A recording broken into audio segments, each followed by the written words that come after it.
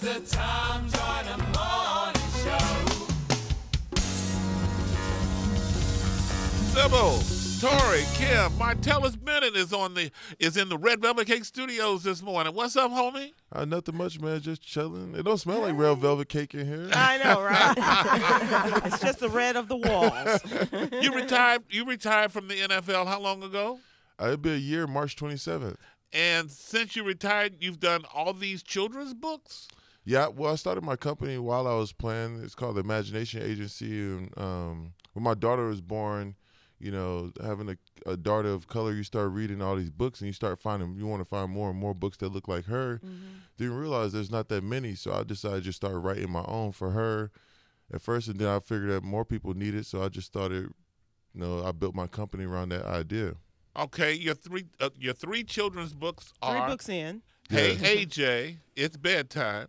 Hey AJ, It's Saturday. And your latest release is Dear Black Boy. Yes. Who's AJ? Your daughter? Yeah, it's based on my daughter. Her name is Austin Jet Rose. We just call her Jet. But I thought I wanted a character that looked like her. Was better than designing one that's based on her that sounds like her, and our life and the stories I share with her in real life, and just put those on the pages. So this Dear Black Boy is for your son? I don't have a son. To be? I mean, I think we might be done with kids. Oh, okay. Yeah. Okay. Well, I got one, so yeah. I want him to read it. Yeah. Is it for just children, your books? Well, no, I think it's for black men of all ages. Yeah. It's almost like, I always call this the black version of the places you'll go, but for black boys. So I think the narrative of it, is several layers to it. So you can relate to it differently depending on what age you are, the way that it's written. I think that it is a book that fathers and sons are going to enjoy together. It reminded me a little bit. Do you remember, this is before your time even, but Will Smith had a book called Just the Two of Us. Did he? Yeah. And it was, you remember that? I have that book. Okay, so, and so it is one of those things where I think parents are going to be able to sit down and read to their children as well as have their children read to them. It's really powerful. I think it's a discussion amongst kids of color, boys of color, like with the idea of what sports means to our community and the idea of breaking outside of that.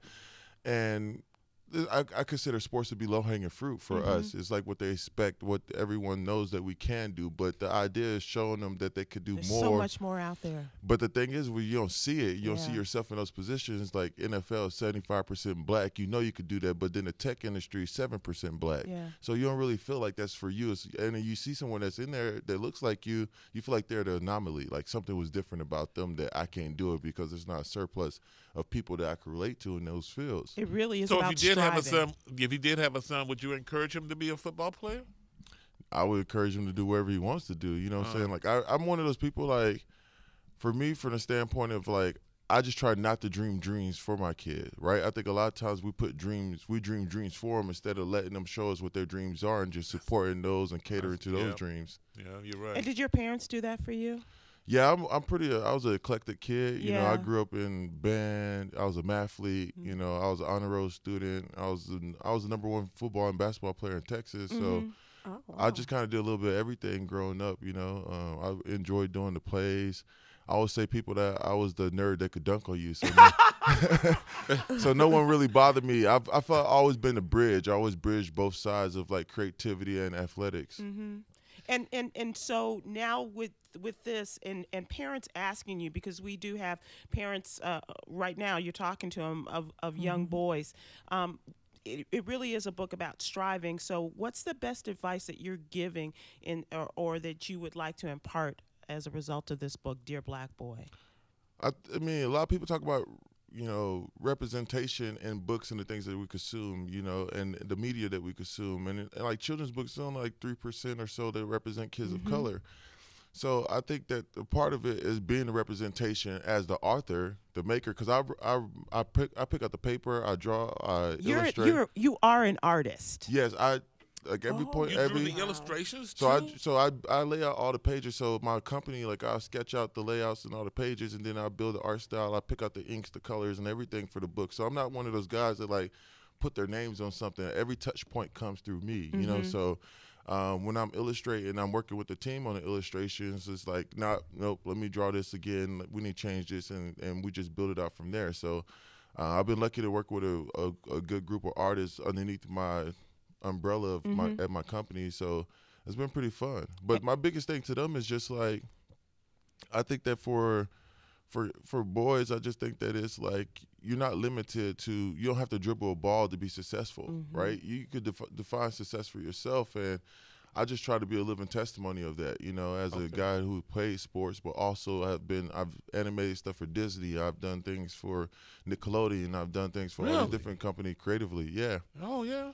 Well, you play for the Cowboys. Can you write a book to help David Irving? I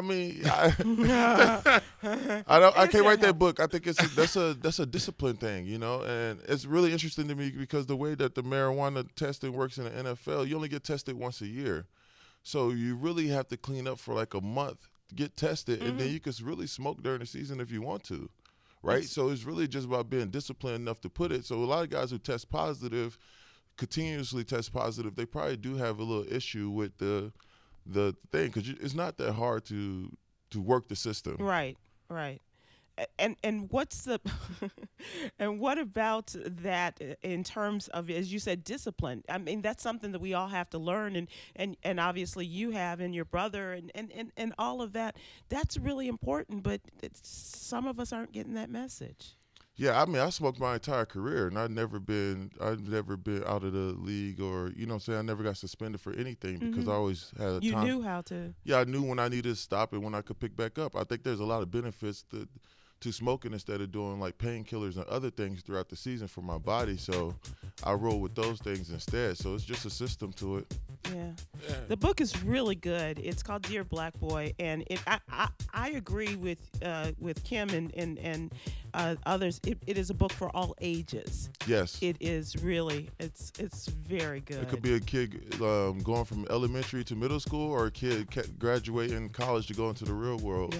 Yeah. And as you say. Or a kid who's going backwards. Yeah, the millions of dollars because he don't want to stop smoking weed. And does your company produce other authors? No, I have not. No, I have not yet. I could be your first. Good job, Martellus Bennett. Thank you. My man, got to be there at the top. You got 3 minutes to make it there on time.